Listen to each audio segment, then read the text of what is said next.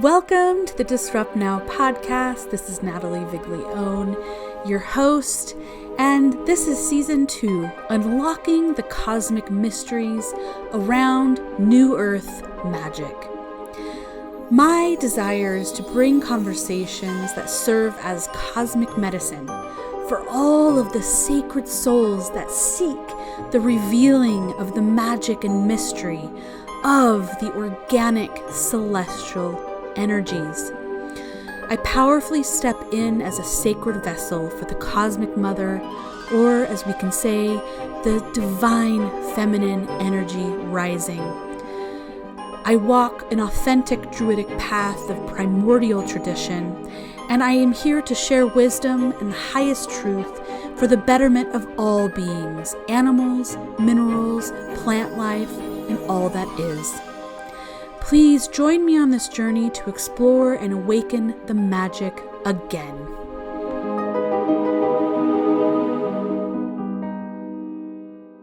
Welcome back to another Disrupt Now podcast episode. I'm Natalie Viglione, your host, and today I am beyond thrilled and excited. As I mentioned in the introduction, this is Michael Feeley, and I came across Michael on the Ickonic platform on his show, which is called Secret Knowledge. And that just kicked off, I have to get in touch with this man and have him on the show.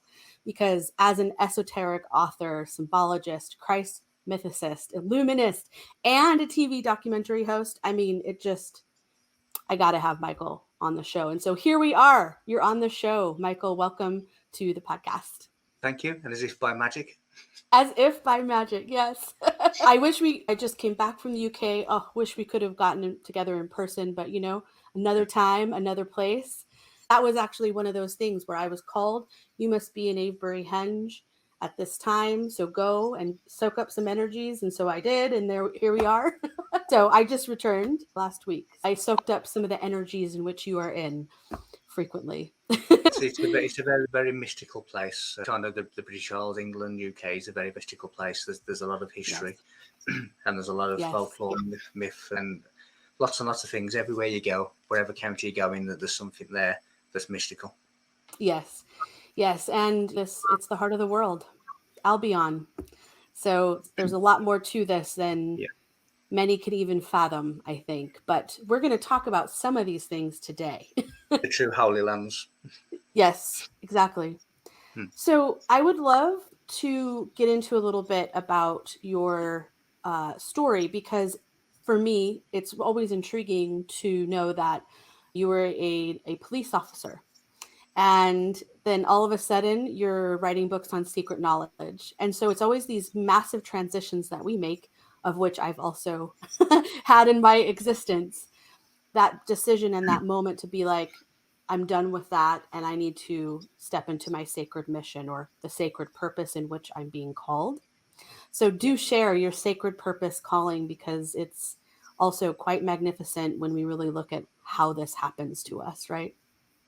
Yeah, let's start at the end and work back. So the sacred mission that I find myself in now is really to recover lost ancient knowledge and to facilitate its re-emergence back into the world. And it's taken many thousands of years, but our generation was the one that was chosen to really take hold of the baton, to continue with that seventh civilization of the bearers of knowledge. So now we know the end result. Let's work back. So I grew up really as not a lonely child, but one who really enjoyed his own company, his own solitude. I never felt part of this world. I never felt that anything made sense. It's almost like you've been dropped off at the wrong hotel. And you're thinking, don't forget me, come back and pick me up. But then you realise that you're here for the duration.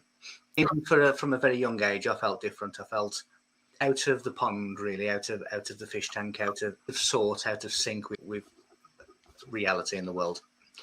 And even at the age of 6 and 7, I do remember having quite deep adult conversations with myself when I used to watch such movies as The Ten Commandments starring Charlton Heston, where he played the character Moses. And this particular scene where he leads the Israelites to the Red Sea. And I'm there, as I say, as a 6 and 7 year old, just having these conversations. Could this really happen? Did it really happen? And if so, how can it happen? And it's not really, I don't think, a conversation that a 6 and 7-year-old will be having with themselves. So even from a very early age, as I say, I was really open to things. I was really questioning things. And I felt, I say not isolated, but very self-reliant, very happy in my own solitude with a bedroom door closed. If you are to read my school reports that teachers wrote, and I sometimes do because I have them somewhere, they're describing really a very substandard child who would never participate in activities, who would never ask for help, who never really wanted to get involved because, quite frankly, it made no sense. Why would I want to get involved with something that makes no sense? So I just really, basically, the dunce in the corner with a pint. That's really what they were describing, but it was a child that just couldn't facilitate a system that he was not aligned to. And it simply, that was just simply the case. So going through the careers officers come as you become a teenager and you start coming towards leaving the school age. And the careers officers coming in saying, what do you want to do as a career when you leave school? You have all of these qualifications now. What do you want to do with them? What do you see yourself doing? There's only one thing that I ever wanted to do, and that was with me from a very early teenage years, which was to be a police officer. That's all I ever wanted to do. And all the jobs that I did from leaving school up until joining the police were really just a fill-in, because that's all I wanted to do, and I was determined to do that, and I saw no other future other than that. Now, at the time when I did eventually join, it was a 30-year career, and nobody leaves that occupation. You are there pretty much, you're there for life. Yeah. Not me, because in year 17, which was my year 2009, I was having all of these strange things happening. It was literally each day, each night, all the time. And it really, it changed who I was. And you can't unsee what you've seen. You can't undo what's been done. So it made me even more questioning. It made me even more, what am I doing here? So bearing in mind that I see the police as my first marriage. I was always there. I never took any annual leave. I never took any time off. I was always there. I was absolutely dedicated and married to that job. And because I was on patrol, I was dealing with all kinds of emergency calls, non-emergency calls, being first on scene at many horrific things and witnessing the worst of humanity and the best of humanity within minutes of each other, really. But with all of these strange paranormal supernatural things that were happening, it really was, I can no longer be in this environment. It really was changing me to a different person, not a negative one, but in a positive way. And I just resigned. And the only emotion was the fact that there was no emotion. The only surprise was the fact that there was no reaction. And I just resigned and left. And I had my exit interview with the senior officer. And basically just, we departed on, well, you tell me what to do, and I decide whether or not I do it. Bye. and literally, I just left. And I had literally nothing to go to. I had no ideas as to what that would be. I just felt that, well, whatever it ends up being, it can't be as bad as what I'm doing, or it can't be in such misalignment than what I'm doing now. So I just left. And again, when all of these strange things continued to happen, just to give an example of them, I was time traveling. I was seeing dimensional portals opening up in the sky and seeing craft coming through them. In daylight hours, I was seeing gigantic cigar-shaped UFOs above my hometown in the middle of the day. And there's all of these different things that were happening all of the time. And I thought, well, if I'm having all of these experiences, everywhere I go for a city break in Rome and I see something, I go to a city break in Jersey, as in the Channel Islands of the UK, and I see a UFO flying over us. Everywhere. I went to San Francisco before lockdown and took a few tourist pictures out of the hotel window and caught a UFO flying past the window. So it was seeming everywhere I go, something is happening. If I'm experiencing this, then surely other people are. So how can I best document and catalogue what I'm seeing? And as many people do, you have the epiphany, I'll write a book. So all the books that I've written are really have been my stages of life, really, in terms of the experiences. And I always say that in previous incarnations, I was initiated in the temples, in the pyramids. But in this lifetime, it is my life that's an initiation in terms of the life choices that I've had to make. And some of the big life changes that I've had to make are significant crossroads. When I've traced back Egyptian initiations, they were making the same life decisions, but as part of an initiation. So my life really is an initiation. So again, what is my mission? To re-emerge ancient knowledge. And how can I do that? By understanding what it is, by having these things revealed to me in various ways, so that I can interpret them, decipher them, decode them, and then present them in a simple way. Awesome. When did you formally leave the police officer gig? It was 2009. And I 2009, which was year 17 of 30. Wow. Yeah. Yeah. I share this previous life in the same life scenario, doing the same thing. My shift was in 2016, which, as I now really understand, which is my new word, it was a timeline shift and a requirement of ask of, do you accept your mission or not? So saying that we accept the mission is just this opening, if we will, and then the rest starts to unfold. So for you, what were these ways of unfolding the secret knowledge? Now, one thing that I do know, just because I've caught some of the show, again, the secret knowledge show, what I remember you saying is that all of a sudden you're decoding things that just came through, things that perhaps you hadn't even thought of before. So let's talk about some of these secret knowledge wisdoms and unfoldings, and how they came through for you. I think that's really intriguing. No, absolutely. There's many ways in which they come through. Some of them will be literally what I think is an idea, but within that idea there is a question and an answer in the same instant. Sometimes I will see pictures or images in my mind and they will contain information. Sometimes there will be, should we say, a guidance, or I will know at a specific moment that something's been implanted into my head. I will sometimes be sitting here at this very desk and I will be writing notes, and all of a sudden I've experienced a time slip and I've gone somewhere else. And that will, sometimes it'll be medieval times and I'm literally writing with a feather and an inkwell. And other times I'm going back to Egyptian temples where I'm fully aware of being there. And what is happening is, when I am there, even though it may only seem 10, 15 seconds in my time, I am in that time for a greater amount of time. And I'm bringing back informations back from these various periods of time. Because time really is just an invisible force that enables you to be in a specific moment of time and space. It enables you to have an individual understanding, an individual experience. So that's one way. Then there's other ways where I will just sometimes just see something and just know what it is without knowingly seeing it before. Right. Because everything really points back to me, to Egyptians. My bloodline comes back from Egyptian pharaohs through Irish kings. So my bloodline is Egyptian pharaonic bloodline. And when last time I went to Egypt, I had a strange message before I went from a Scottish psychic medium who I didn't know. And she was saying that she has a message for me from her spiritual council. It's like, okay, vacation to Egypt, which I know is more than a vacation because I can feel it. So what does she have to say? And it basically words to the effect of, regarding your trip to Egypt, you will uncover great insights. They will come from the past, the present and the future, which is all in the same place. It all belongs in the same place. You'll be adding lots and lots of ancient knowledge to your toolbox, which you must first understand, then accept, and then teach. And she also said, you need to get as close to the right-hand side of the Sphinx as you possibly can. Now, there was two of us there, and as for anybody who's ever been to the Giza Plateau and walked up, there's a very narrow kind of concrete wall and a concrete, should we say, something going up through these concrete pillars.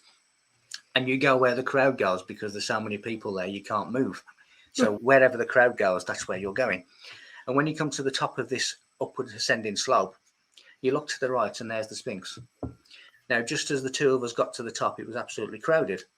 But miraculously, two people moved, which enabled the two of us to fit into this particular gap. Now, this particular gap was the closest you can get to the right-hand side of the Sphinx. So there's all of these mysterious things happening. There was some kind of knowledge key being opened up. When I got back a little while later, I saw scarab beetles manifest out of my living room wall.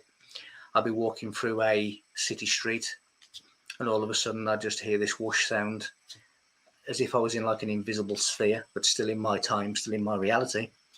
and I look to my left, and there's an Egyptian pharaoh walking alongside me. And not only could I see him from the left, but in a multi-dimensional view, I could see him from the left, looking through his eyes, and also seeing him head on. And he was just marching with purpose and marching with pride, just alongside me.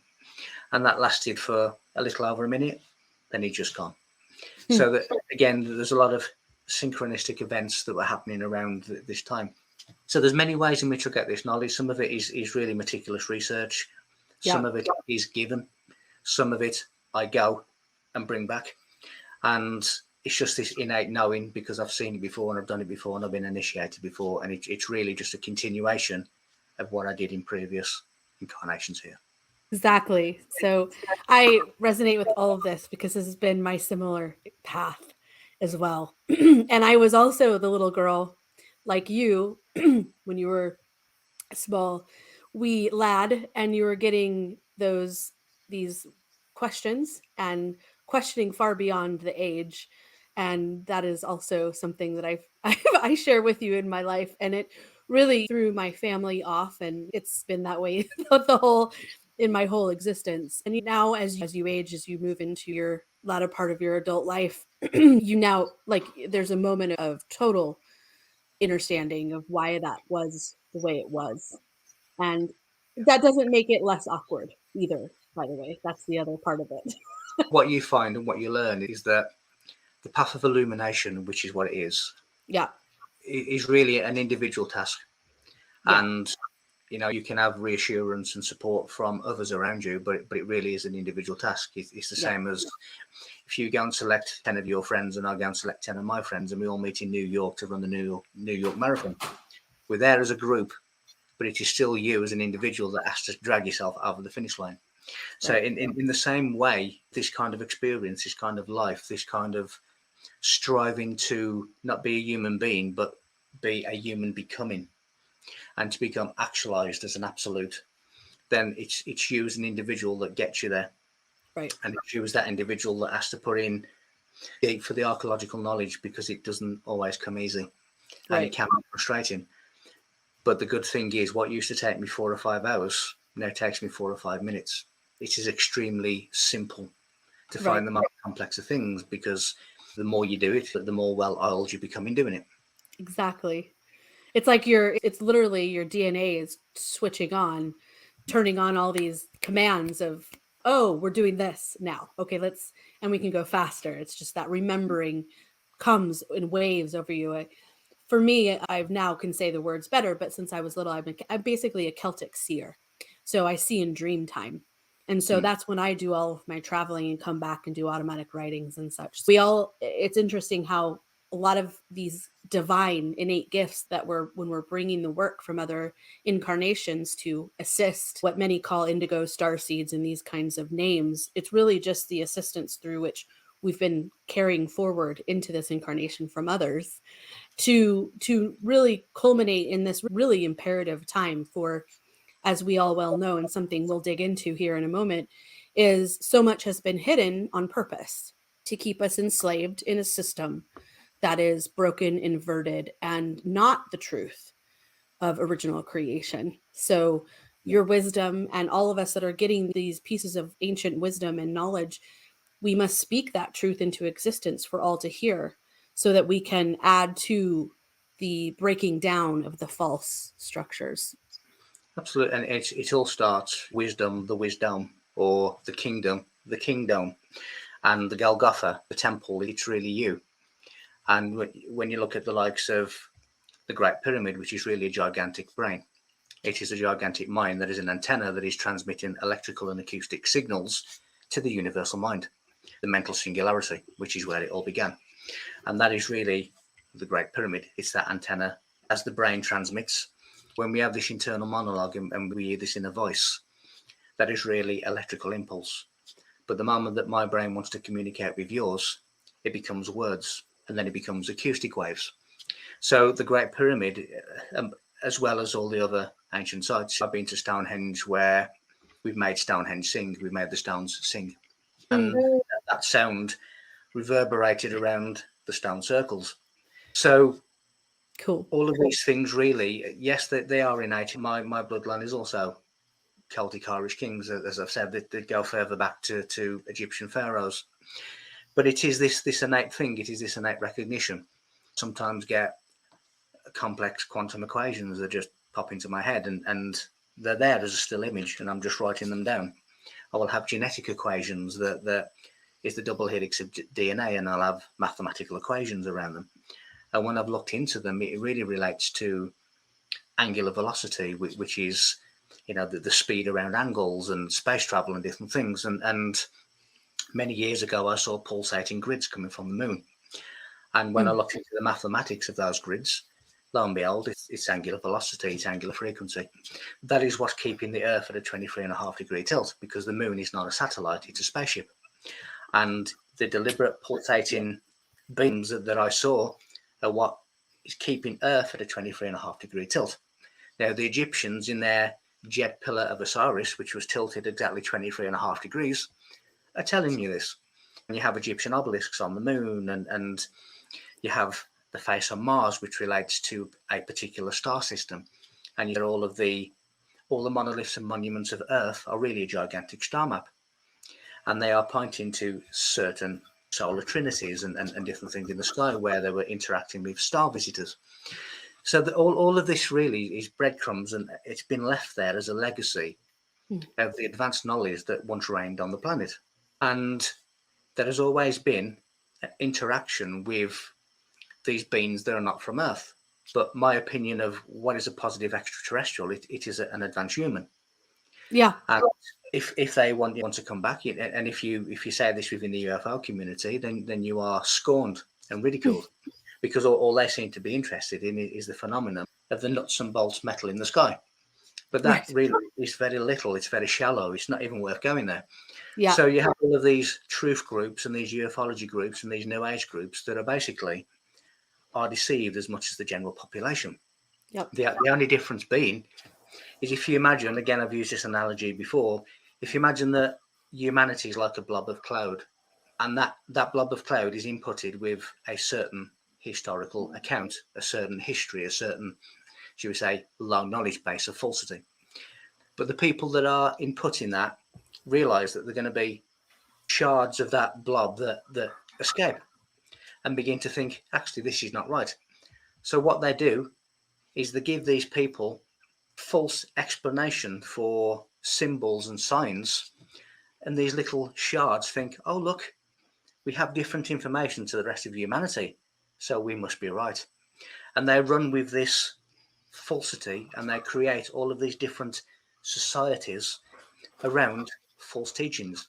The amount of times that I've heard that Baphomet is the devil, the amount of times that I've said that people have told me that this is 666, which is the sign of the devil. No, it isn't. It's not.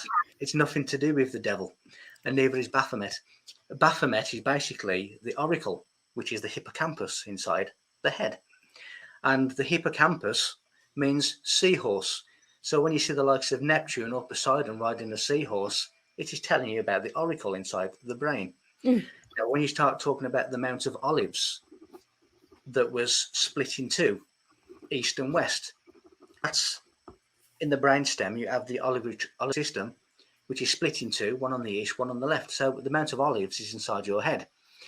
The Golgotha, the place of skulls, is your head. You are the temple.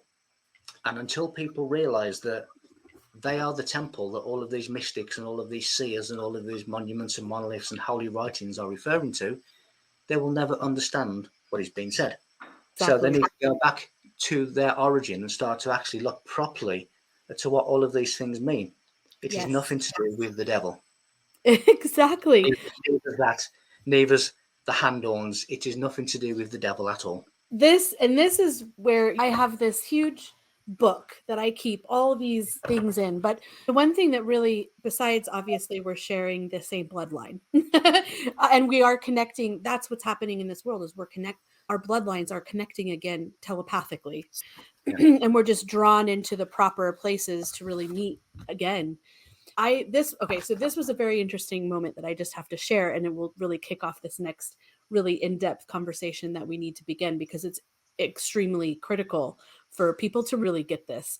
So I was in this group in person, and I've tried to do these in-person groups, and often they break apart because we are not in, too many are not in this unity conscious mindset of unveiling truths and being willing to have truly open minds, even if they are in these truth groups or awakening conscious groups or all of those kinds of things.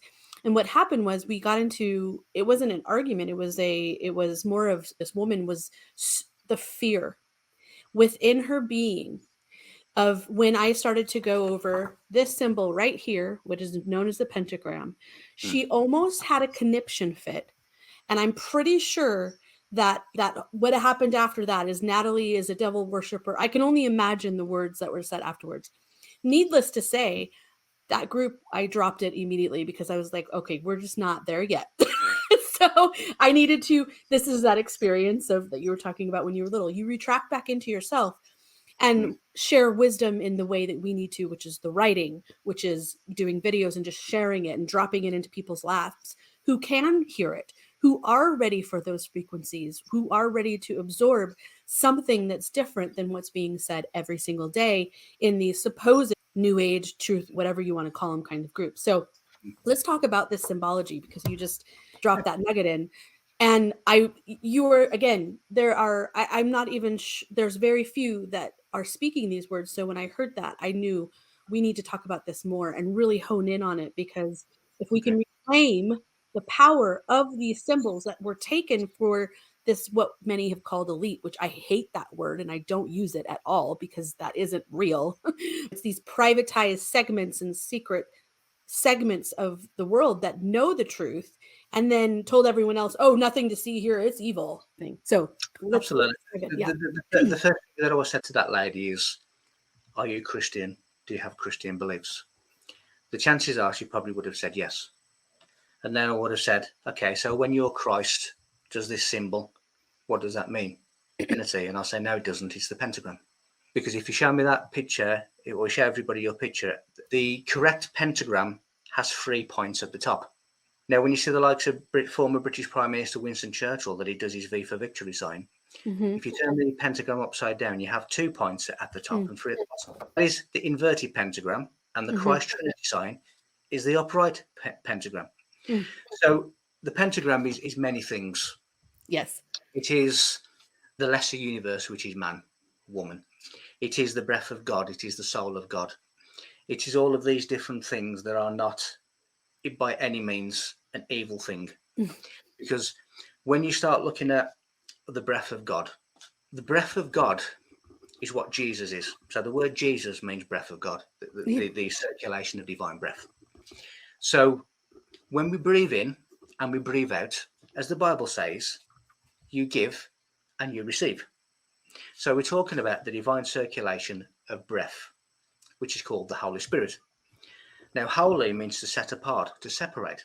So the Holy Spirit is the individual breath. So in other words, we have all become this sort of individual awareness, this individual consciousness that is still reliant upon this Holy Spirit as individual incarnations. Now, if you are a conspiracy theory, the word conspiracy means to breathe as one. In other words, you are going back to harmonious oneness. That is what a conspiracy theory is. A conspiracy is to return to one breath. Christ is breath. The Holy Spirit is breath. The biblical God Yahweh in its tetragrammaton form is breath. YH is to inhale. WH is to exhale. So it is breath.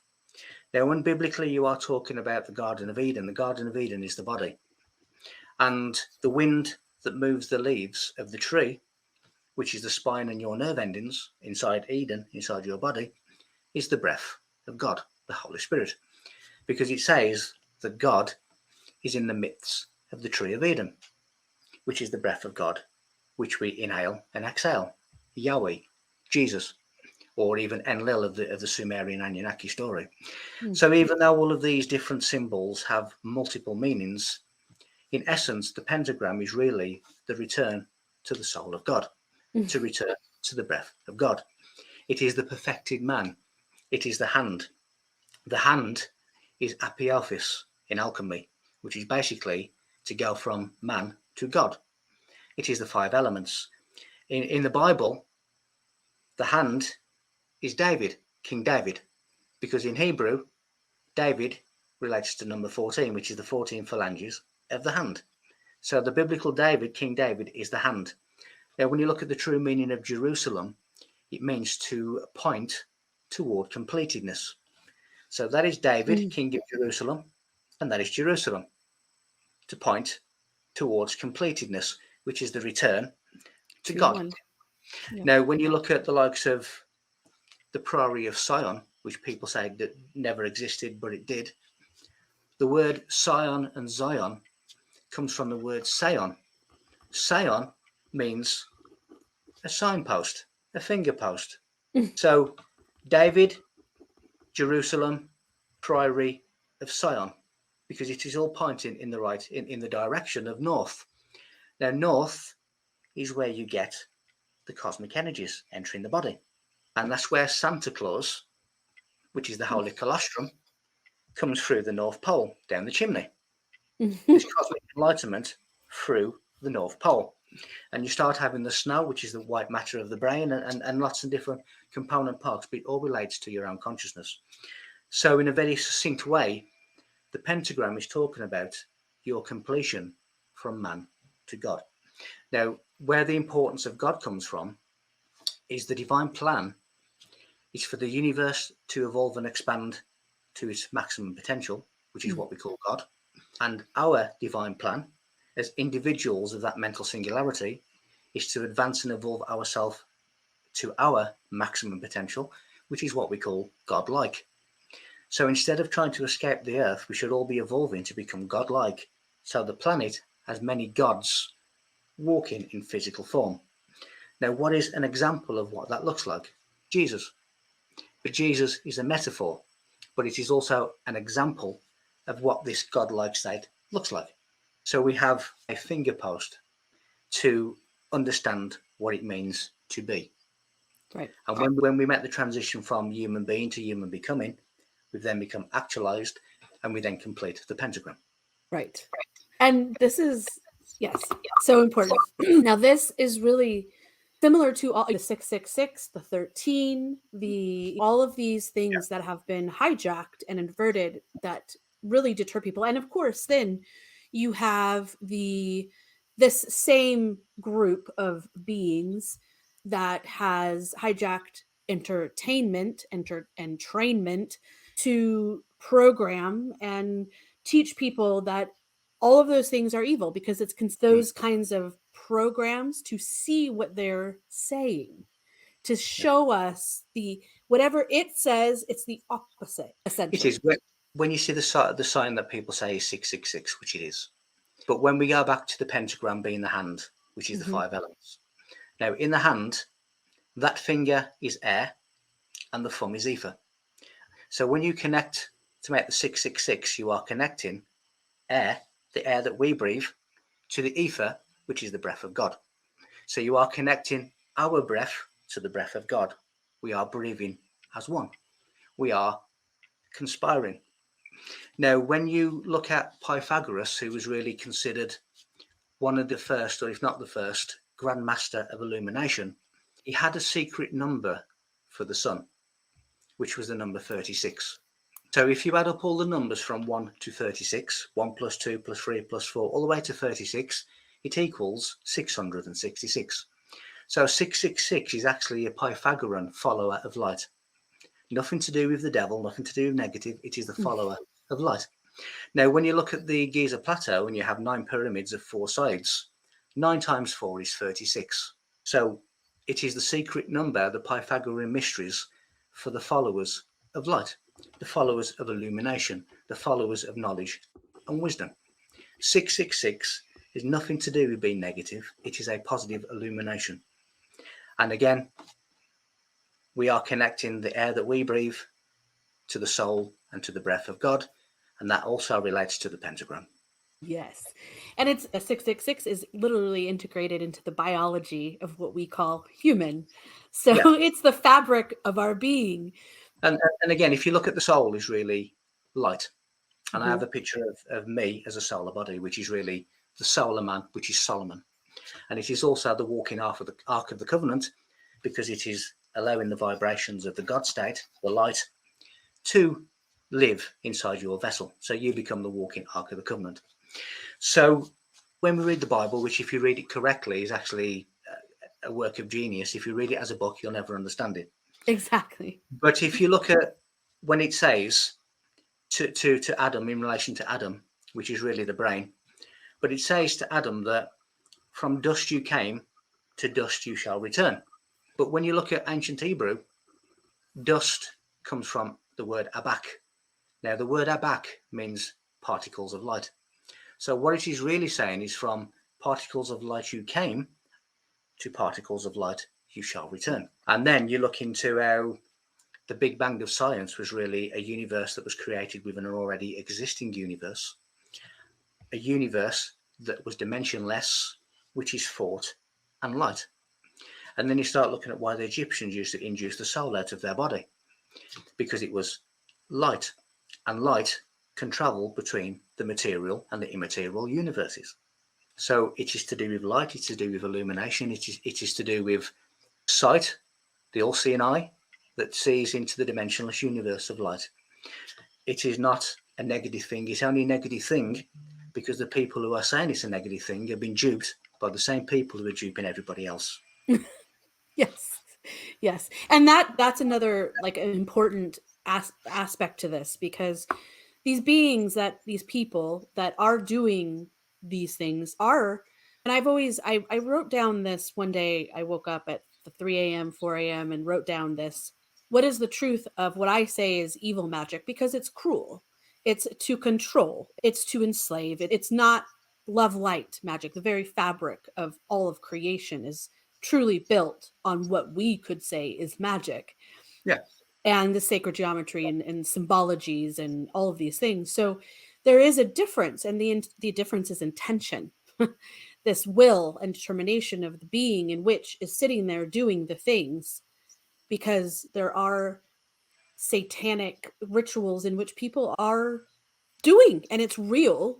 And this is obviously oozing out into the world now, so more and more people are really getting this. It's in front of our face all the time. And Emmys that just happened this year, you just watch it and just think, are you all seeing this? It's just right there. So what is your take on this aspect? I'd love to hear what you feel, because there is this evil or cruel magic happening, and then there is the truth, which is that it's actually love light magic. I again, those are my words for it. Yeah, again, the word truth, simply when you take it back to its origins, just means, again, the breath of God. So the truth is the breath of God, the spirit. Now the art of breathing.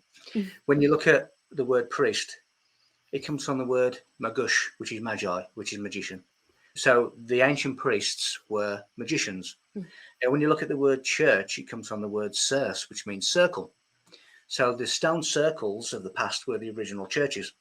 So the church can never get away from its pagan origins in terms of what the church is and what it believes. Duality is really when the reverse presents itself at once. What you have and what you have to have in order to understand this reality at all is you have to have a complementary opposite. That means what you believe to be light, what you believe to be dark. That is duality. The important thing, however, is to be in a place of neutrality, which is non-duality, the center ground. So you're not harmonic. So you're not being dragged into any of the extreme polarities. As much as you have black matter, light matter, there's parts of space that you can see, there's parts of space that you cannot see. There's gravity, which in my opinion is the unseen forces acting and influencing the forces that we can see, because they both have to live in simultaneous existence. They cannot escape each other. Where you have white magic, you have to have black magic. But as you say, it is chance. It is the words that you use, because we spell words. So words are spells.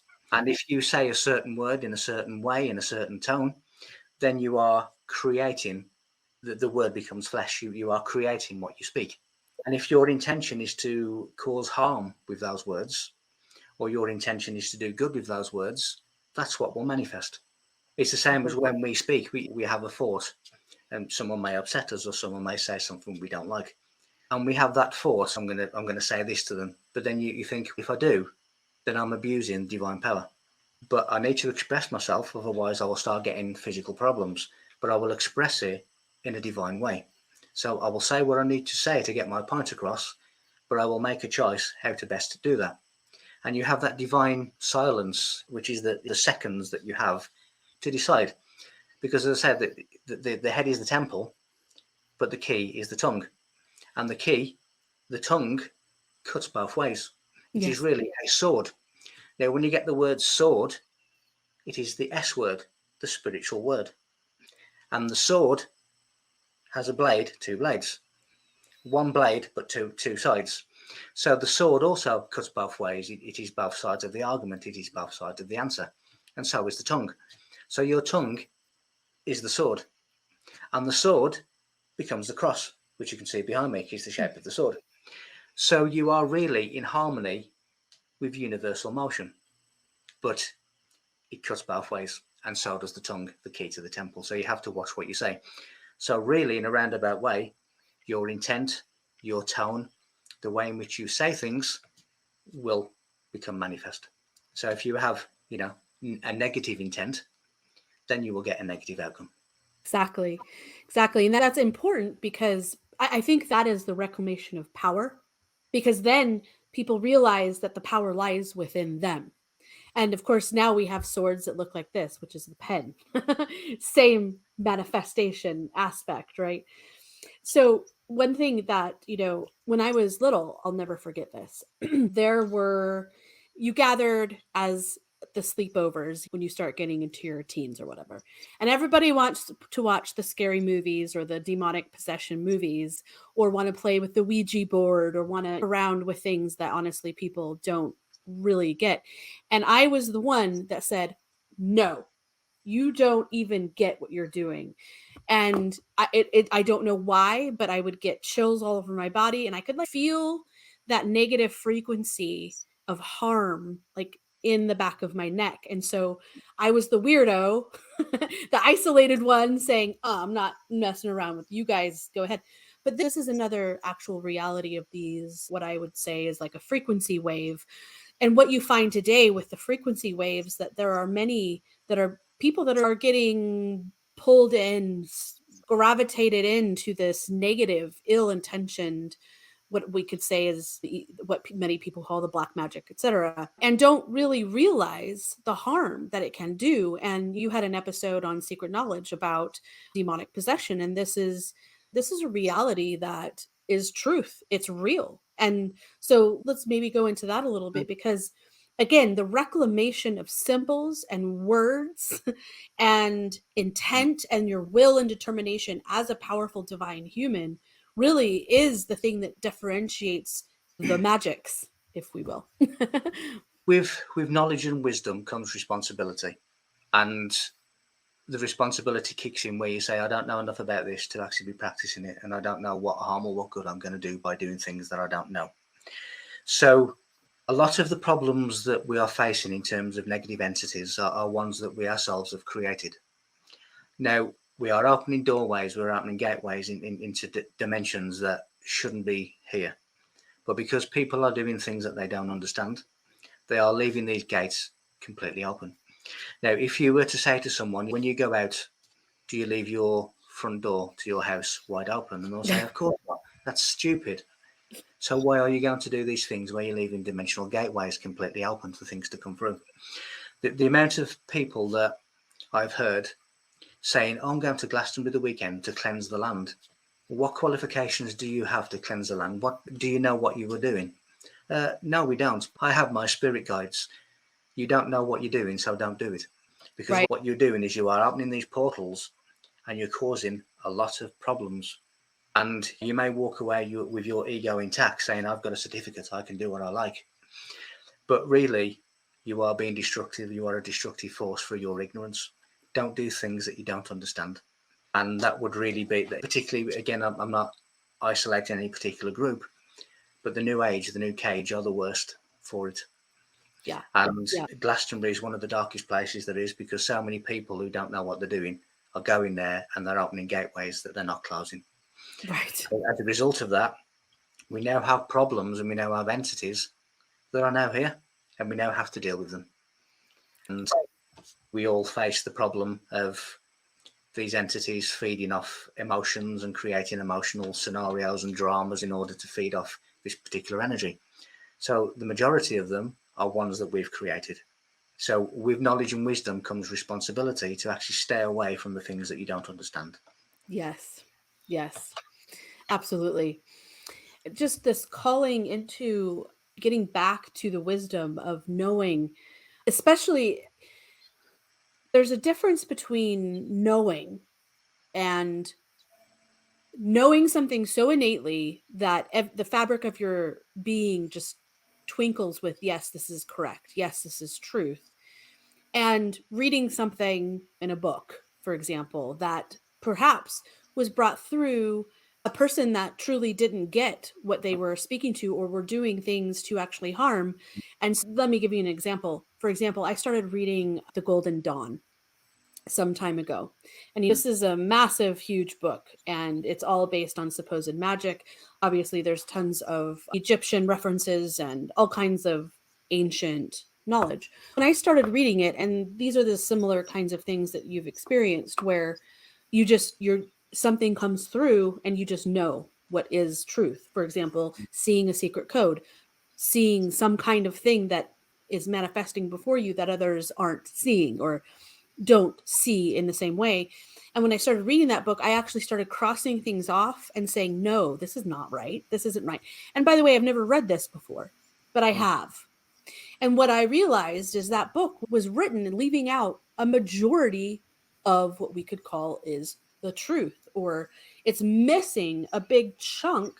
And what happens is people will read these things and be led astray through these frequencies that are low, that are bringing them into these wrong realms in which they are making agreements with and don't even realize, again, that they're making agreements with them. No, absolutely. And again, if you take that into the most famous book in the world, the most read book in the world, the Bible, it's exactly the same. It is the same, yes. If I was to go out now, wherever you live or wherever I live, and I take a Bible and I pass it around and say, read this, I guarantee that 100 out of every 100 will take it and read it from left to right as a book. Yes. Now, if you look at the 5 books of Moses, which makes up the Torah, which is in effect Genesis to Deuteronomy, there's a reason that the likes of mystical Egyptians and mystical Judaic people like rabbis read and write from right to left, because they are bringing themselves back to their spiritual center, their heart temple. Now, in the West, we go from left to right, which is taking ourselves away from this spiritual center. So, in effect, you should be reading those 5 books from Deuteronomy to Genesis. So, Genesis is not the beginning, it is the end. So, people will never understand the meaning of it by reading it as a book. Now, there are 7 levels to this mystical teachings. What is being taught in church is level 1, which is really for the infantile mind, because it is children's stories. Yeah. But levels 1 to 6 really introduce level 7, and level 7 is really, where the truth resides. So if you read at level 1 like they do in church and believe it, that this 120-year-old man built this wooden ark that contained every single insect, every single bird, every single animal of the world, then that's what you're going to get. If you see it as a metaphor for something much greater, which is really an anatomical process within you, because all of these things are talking about one thing, thyself, nothing else, then you start to understand what it is. So if you read it as a book, you'll never understand it. But when you start digging and you start looking at it from a point that this is really a work of genius, that if I understand it correctly, it is telling me how to become God. And that really is what it is. And in the same fashion, the truth hasn't necessarily been left out, but it's been hidden within stories.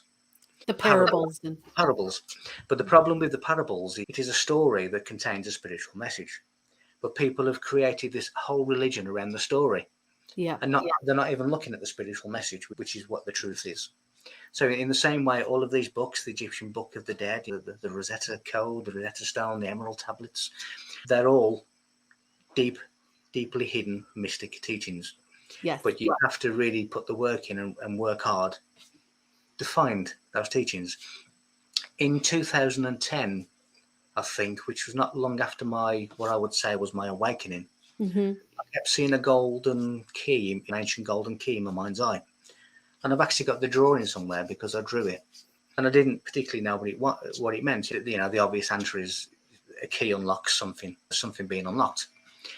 But when you look at it, and when I've seen it on stained glass windows and different things, and people have been handed golden keys, the key, in ancient terms, is really the concealment and the revelation. Because depending upon which way you turn the key, you can either lock or you can unlock. You can conceal or you can reveal. Mm. In other words, it's the explanation. Now, when you look at the Vatican City from above, it is the shape of a key. It is the explanation. Now, a key can keep people out or it can allow people in, because you can lock or you can unlock. So it was really the concealment and the revelation. But when you are given the golden key, it is stating that you are worthy to receive the revelation. And that's what I was getting. And since that point, the information that has come to me from certain historical figures of the past, from time slips, from things being put in my head, to seeing things that I've been there and done that in previous times, and I've remembered that. All of these things are coming together to give me the complete picture. And what every one of them, I will guarantee, and I will make this guarantee, that every one of the 4,200 recorded religions, every one of the ancient civilizations who we are told were separate entities, which were not, they are all saying the same thing. Know thyself. Because if you know thyself, you will know everything else. The mystery, the answer to the mystery is contained within the mystery itself. You are the mystery. You are the miniature universe, the pentagram. Yes.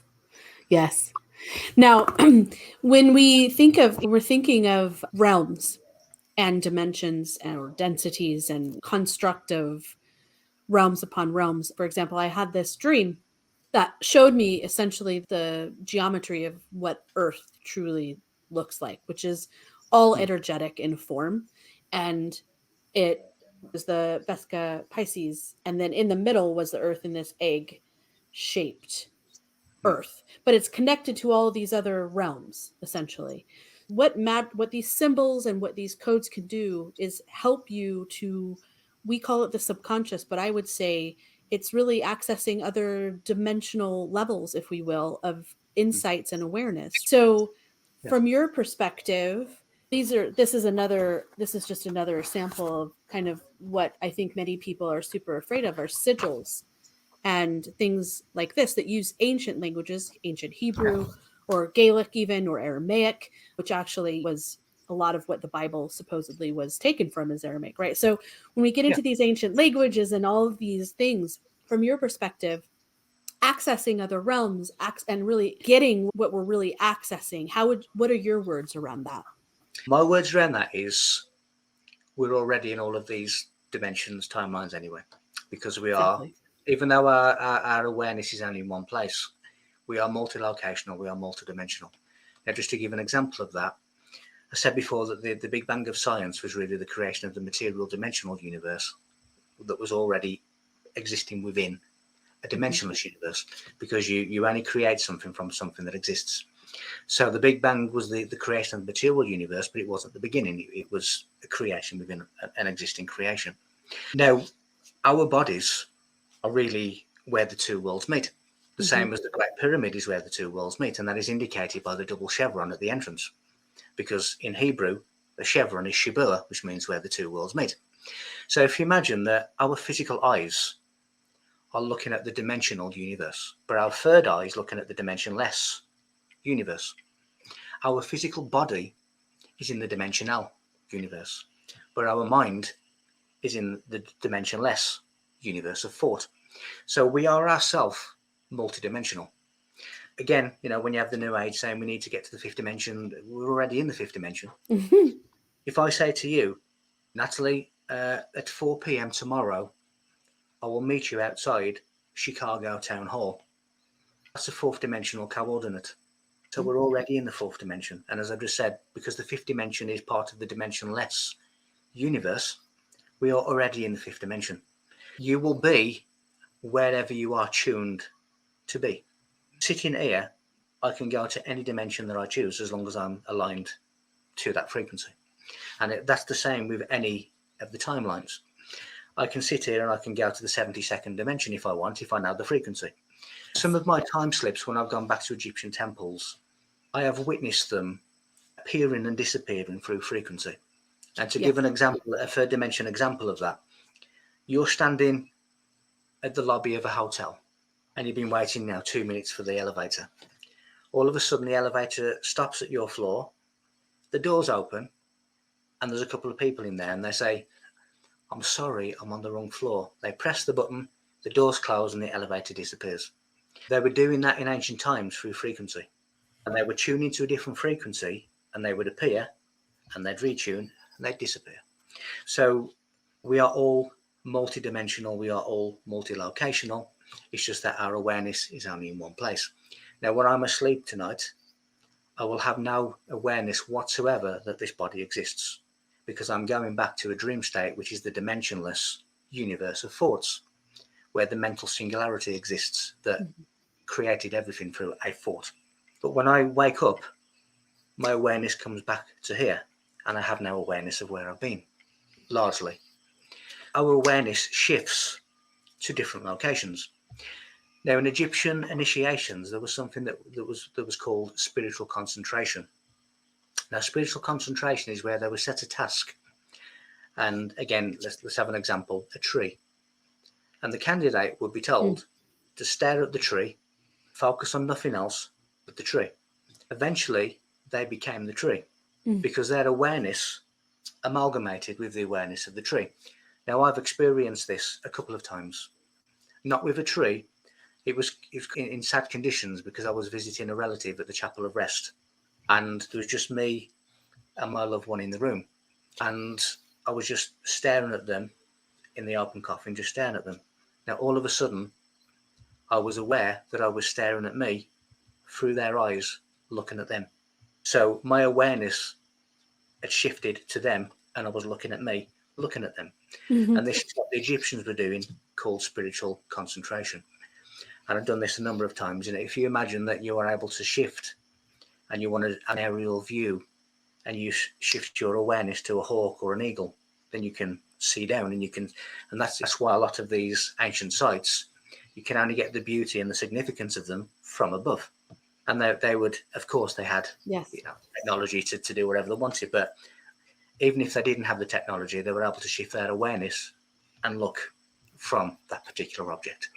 In other words, we are all of us are a hive consciousness, and we have separated as a Holy Spirit, as a holy, as something sacred, which means to be set apart, which means to be individual. Yeah. So we don't need to go anywhere. We can be there anyway. Exactly. And this is this concept of shape shifting, isn't it? It wasn't really shifting shapes per se. No, Awareness.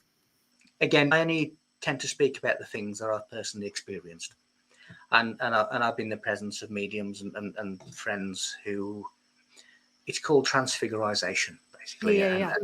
I've just been having tea with them, and all of a sudden, their faces, their appearance has changed, their voice has changed, things are talking through them. Sometimes in certain rituals, the ones participating in the rituals are allowing these entities to use their body basically as a glove into this reality. Sometimes they just nip in without the person's permission, and that's what I'd witnessed.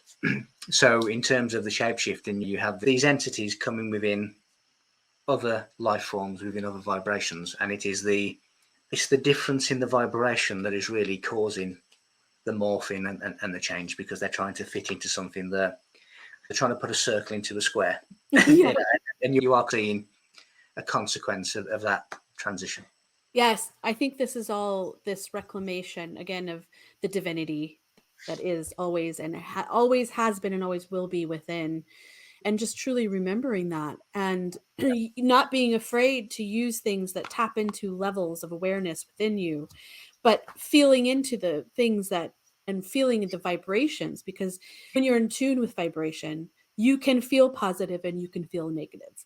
There is differences in the frequency, low and high vibrations emanating, right? And that's why you need duality, because otherwise you would have no Awareness. Of measuring that. Right. If I turn around and say, how do you feel today? And you say, I feel absolutely wonderful. How do you know that? Because maybe yesterday or the day before you felt terrible. You had a flu, you had a cold, you felt really under the weather. Yeah. But there's your duality. There's the reverse making its appearance. And you now have something to compare. Yeah. If you imagine that the dot is really a first manifestation in geometric terms. Now, when a dot goes on a walk, it becomes a line. And that line could technically be infinite. It could just go on forever. But in a reality that is finite rather than infinite, you have to curtail that line. So you put another dot, and then it tries to go into another direction, so you put another dot. And then all of a sudden, you have the second dimension, the triangle. So the triangle is the first manifestation of divinity in the second dimension. Now, when you change that triangle to a third dimensional geometric shape, it becomes the pyramid. So the pyramid is the first manifestation of divinity in the third dimension. Now, the fabric of matter is cubic, hence the cubic base of the pyramid. If you take the top four corners off a cube, within it is a tetrahedron. So the pyramid is basically saying that those who have found their divinity within matter are represented by the pyramid shape. So if you are divine, if you have found your divinity, then the pyramid is representing you in the third dimension. Because there's the lower aspect of it as well, which really is below the ground of what we don't see in the pyramid, at least with our two eyes, but we can feel, right? In our dimension, in our timeline, the likes of pyramids are static. But in other dimensions, in other timelines, they move. Yeah. Because they are alive. They are a consciousness. And the same with a tree. In ancient systems, you have the tree, which is symbolized by the concrete pillars of a church or a cathedral, because it connects the heavens, the branches, to the terrestrial, the bark, to the underworld, which are the roots. But also, because you can't see the roots, it was always classed as secret knowledge, because you can't see it. Now, when you look at the word blaspheme or blasphemer, of which I've been called many times, I will say thank you, because it is a positive thing. The reason it is a positive thing is because in Old Hebrew, ancient Hebrew, the word blaspheme means to uproot. So in other words, what you are doing is you are uprooting secret knowledge and you are making it manifest into the public arena. That is blasphemy. So I am a blasphemer because I am uprooting hidden knowledge and presenting it in plain sight. So I am a proud blasphemer. I love it. And as your presidents do when they put their right palm over their heart and the left hand down the side, is not, I love you. It is, there are many things to be seen and heard, very few to be published. It is a symbol of secret knowledge. So next time you see your presidents or anybody doing this, it is saying, we have the secret knowledge. We are, and you don't. You don't know anything. And that's really the hidden language. When you look at the likes of the paintings behind me and many others, there were many that wanted to tell you, but if they did tell you, it would have resulted in a death sentence, because what they had to say was outside of the, shall we say, authorized scriptures of the time.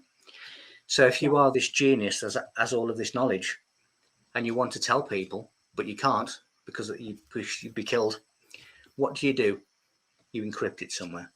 And if the Church of Rome was to see the Last Supper painting, then it's a religious scene. What's the harm? But when you actually analyze the meanings of what's in there, and more importantly, what's not in there, then you begin to realize that it is a coded message. So there were those that wanted to tell you but couldn't, and then there's the ones that don't want to tell you and don't. Exactly. And that is the difference between what we could say is negative and positive, because one is holding back truth and awareness to enslave and control. The other is opening, because we are the tree. We are the very essence of what that means. So We are. And again, it's going back to the beginning, really, when you say, what is my purpose here? Everybody's purpose is to, one, have a good time, two, to learn from the experience, and in relation to the grand plan of the universe, it's to evolve to your maximum potential. Now, if you notice that everything in society, everything in the world tries everything to stop you from evolving, it tries to make you shrink, it makes you contract, it makes you feel small. Yeah. It makes you feel like you're unimportant, you're insignificant. Who are you? So it's taken us in the opposite direction to where the natural evolution should be, which is to evolve into a godlike state. The same way that as I said, the universe's grand plan is to evolve to its maximum state, which is what we call God. So when the universe actually reaches its maximum potential, that's when God is created. So God didn't create the universe, creates God through this mental singularity of thought, which was spoken, the word, into existence. Bang, the Big Bang. Yes. I've now created a self-consciousness in which to analyze what I am. And in order to become what I can be, the absolute, all of these individual fragments of me must do the same as what I'm doing, which is to evolve. Yeah.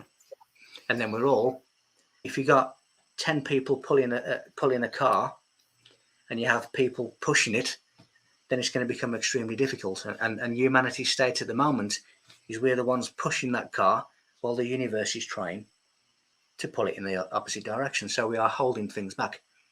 So we need to understand what we are, which is the fragments of the mental singularity. We need to understand that actually we're all the same thing, and we should all be pulling in the same direction, because then we all evolve. And when we all evolve, we end the grand plan. Exactly. We mend it. It's like we fix these extremes. Yeah. Yeah. I've been shown it's like literally we're sewing the fabric of creation back together again. Yes, because that's what we should be doing. We should all be singing from the same hymn sheet. We should all be going in the same way. Now, incidentally, hymn comes from hymen, which that you then go into the cosmic womb, and you go into the matriarch, which is where you have the Egyptian god Nut being the arch of heaven, because it is the cosmic womb. And when you see the like of Donald Trump doing his symbol, the two thumbs are the ether, and that is the womb. So in other words, the return to the cosmic womb, because we all come from the one breath. We all come from the one mother, which is the cosmic womb. And that is what he is saying. We need to restore the balance of the divine feminine with the divine masculine.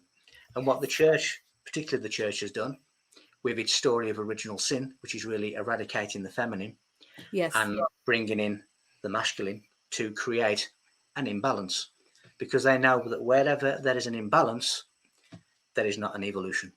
That's it. And when we look at certain words like sinister, again, if you were to do a survey, sinister, what does sinister mean? Oh, it means it's something negative, it's something terrible. But it isn't, because the word sinister originally meant lunar wisdom, because sin is the moon. But the moon is the feminine path. And you had to eradicate sin, you had to eradicate the feminine path and replace it with the patriarch, the sun. So the sun basically eradicates the moon. So you must send Christ to eradicate sin, the feminine. And in doing so, you've created this imbalance, which means that they will never evolve. Yes. And that's absolutely it. We're really on a reclamation of the harmonization of these sacred energies. And that is what I was shown and felt sitting within Avebury Henge, because those are the energies there right now, is this divine feminine energy coming through so powerfully. And the other big thing to say here is that the beings that wish to continue the extreme polarizations, in which can't happen anymore, can't stop this process that's happening. And the more people like us and that have the conversations like you, that share the books, that have the shows, that do this, is just trying to speed up the process in which more and more can resonate with words that shift them, therefore allowing more of us to really start to harmonize those energies again within ourselves, because then that shows up in the world. It does. When you look at the likes of hieroglyphs, are really musical notations, which are really images that reflect sound. So in other words, they are sonic keys, that they are sound activated. When you look at the word Avebury, means serpent. Now in certain parts of the world, you have the Eastern Kundalini and you have the Western Holy Spirit. They are basically both feminine energies. So Avebury is a feminine energy. It is the energy of the serpent and the dragon, are really ancient symbols of wisdom and knowledge. But society generally is cutting out the feminine side of the 50% balance. Yes, in totality. Absolutely. But that is coming back.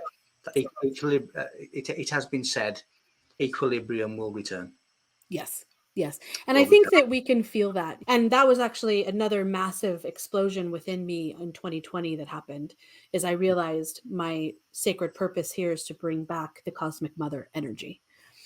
And so it shifted my entire business really outline of my metaphysical half of what I'm doing. And that's what we have to do. We have to keep evolving of these explosions of awakenings, the evolution that's happening within the spirals that we are. So we have to keep up with our own selves, which for some of us, it's quite hard. I have to change my website again. No, it changes all the time. You write something and then it becomes obsolete. But when you walk into a church and you see the Ickonic arch, as in ARCH, is really ARCHE, which means the first principle. The first principle is creation, which is the womb. So the pointed arch of the church is the womb. Now, when you are inside the church, you are basically the fetus. But when you leave the church, you are rebirthed. You are exiting the cosmic womb.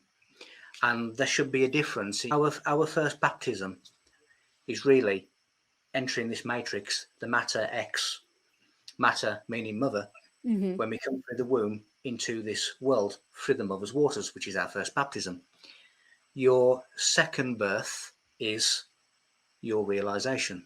And when you have this second birth, this resurrection of self, because that is what a resurrection is, it is a rebirth of self. It is nothing to do with dying and then being reborn. It's something that happens when you are alive.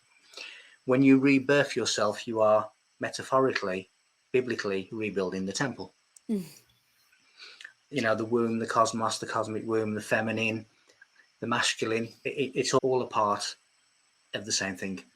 And it is all about this universal equilibrium that everything must have the state of balance. Exactly. And that whole construct and idea of the imbalance, it's really, and there's so many ways for people to bring that harmonization back into their own bodies, which again, really getting that this is the temple. So that's really where the harmonization happens, because then it's reflected into everything else. And it is, everything is a reflection of everything. And there's geometric symbols that enhance that and show that and encrypt that. But everything, we all are observers in which to observe other people. And in observing other people, we learn about ourselves. In the same way as if you are this magnificent self-consciousness, but you have nothing to compare yourself to, then how do you know what you are and what you are not? So you have to create a mirror. You have to create another self-consciousness to look back on yourself. So that is really the grand plan. We have to observe, we have to learn, we have to know what we are. And only when we know what we are and what we're not, can we start making the maneuvers to position ourselves to what we want to be. Exactly. But you can only do that with mirrors. You see a lot of people who are just observers. The ancient initiates were called listeners because they weren't allowed to speak until they'd learnt the knowledge, because then they could contribute. But until they could contribute, they just had to listen. Now, that then brings into the planet Saturn, because the planet Saturn is really the symbol of learning through listening, whereas the sun is the symbol of learning through sight. So when you wear an earring, comes from an obsolete word that means reap or to plough. So we have Saturn as the Grim Reaper. But when you wear an earring, it is basically learning through listening. Saturn. So we have these opposite senses of sight and hearing. And that is the sun and that is Saturn. So a lot of people are listeners. Most of the world is just chaos and noise. But that's taken them further away from the silence, which is where divinity is. So when you are quiet in the temples or on the mountains of Tibet and you are just there, you are separating yourself from noise, and you are taking yourself into the divine place, the void. And they were just listening, they were just observing and learning, and they would speak when they had something to contribute. And the mystical saying is, the wise man speaks because he has something to say, the fool because he has to say something. And there's a difference between the two. If you're going to say something, make sure it's worthwhile. Exactly. Which is this is also a big piece of what the pyramids were, which is this rebirth while living here, that process of that experience and feeling of what it means to have that rebirth within. And these are the things that we're talking about, is these awakenings that then, and there's so many there's layers of that. It's like this onion that just keeps peeling and peeling. This is the 7 levels in which you speak of. If you imagine that the 7 levels, because number 7 is extremely significant into the 3rd dimension. Yeah. But if you imagine that there are 7 levels, and each of those 7 levels are aligned and connected to the 10 seraphot of Hebrew, of the Kabbalah. Now, when you look at Moses means initiate. And when you look at the 10 commandments, it is the 2 hands. So you have the output and the input. Now, if you want to unify the output and the input, you put your 2 hands together, which becomes the tree of life of the Kabbalah. You make it from the earth to the ether. You are going through the 10 emanations from earth to God. So all of these things really are telling you how to get to God. And it's all there. So the pyramids are, again, this magnificent divine mind on earth that is acting as an antenna connecting to the universal mind. Now, how is that expressed biblically? Our Father in heaven, because it is the universal knowledge. And the pyramid is the antenna that is sending both acoustic and electrical signals to the divine mind, which is then returning them. So it is, if you imagine, it is a gigantic brain that is telepathically and acoustically receiving and transmitting messages. Now, if you were operating from the 7th level, 7 levels, 10 emanations of the Seraphot, which means that there are 70 possible answers to every question. There's a lot to glean, but if you are operating on the 7th sphere, which is divine consciousness on earth, you have evolved to that godlike state, then you are communicating directly to the universal mind, the Father in heaven. And that's what the pyramids were doing. That's what the people who built them were doing. When you look at the elongated skull races that had a far greater brain capacity, they were heavily involved in the creation of the pyramids. Now, I've come up with the mathematics of how they built them. And I've also, using Egyptian star codes, I've also dated the Great Pyramid as being 73,440 years of age. So it is far older than the 3,500 years that Zoe Hawass and Egyptologists tell us. Nearly 74,000 years old. That's the Great Pyramid. And they were built using sound. Yes. They sit upon an 8x8 grid, which gives you the 64 keys of Enoch, because Enoch means initiate. Now, when you reach the 64th note, which is known as the hemi-demi-semi-quaver, you are opening the gateway. And one of the pyramids, there's a keyhole at the side, because it is the key. And hieroglyphs are this musical notation, which are really the sounds of shapes, because every sound has a shape and every shape has a sound. Exactly. Now, when this sound almost becomes stationary, that is what gives us geometric symbols. It is, as the Greeks called geometry, frozen music. So when you see a beautiful snowflake, I love that. when you see a crop circle, the geometry of those things are the sound of the environment that created them. Now, inside crop circles, I've actually deciphered a message, and it is a message from the stars for humanity. And because it's diatonic ratios, it means it is the same message in every crop circle. And it is talking that the message that I've deciphered is really talking about the rectification of the soul and the return to light. That is the message within crop circles. Yes. So, but it is the sound that is creating that shape. Yes. Cymatics. the end of the day. Exactly. Yeah. In fact, here's the crazy thing. I was brought to Avebury and Silbury due to messages and the map in a crop circle that was in Bologna in May 2023 this year. Yeah. And it is the light. It's the divine magic awakening again, in the words that I received. It is. Again, Yeah. we receive things in multiple ways. Exactly. There's been occasions when I've woken up and there's been a miniature star system in my room. There's been times that I've woke up and it wasn't Hebrew, but it was very similar to Hebrew, like in columns of the vertical slats of the blinds on the window. And there's this language of light, almost like 10 Commandments type thing. I was told there's no point looking for this star system because it hasn't been discovered yet. I've woke up and I've seen red roses manifesting out of the ceiling of the bedroom. There's multiple ways in which, when you are tuned in to different simultaneous existences that are always around us, then you are able to interact with them and you get a glimpse into their world.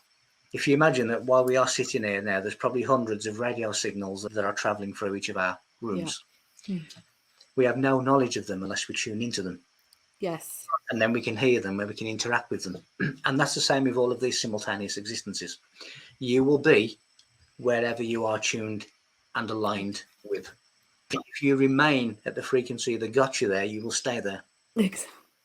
Exactly. There's so many different simultaneous existences that sometimes a lot of the paranormal, supernatural things that people see are a deliberate act of retuning so that they can be seen. Sometimes you go into a different pocket of frequency and you are aligned to that world. Yes. It's really the eternal now. The way I feel it and have felt it is that. And then before we jumped on here, we talked about this Russian doll concept. Yeah. And that really, it's hard to always give words to visions and dreams and things that come in, but there are little representative items that we can, to give it very simplistic words around to make sense. There's sometimes it's actually images that appear in my head, because again, a picture paints 1,000 words. Exactly. It's much easier just to give an image and then I can gather what it's about just by the image. Sometimes it's mathematics, sometimes it's words, sometimes I can feel the exact moment when something's popped into my head, the answer to a question. And there was a real significant story of that just a couple of days ago, where I'd got to a certain point and then the last part of the equation, that the missing link, was put into my head. So I got all the way to just on the cusp of getting the answer, and then one of the historical characters that I interact with put the answer into my head, and I knew the exact moment, because then it worked out the whole equation perfectly. Just that one last bit.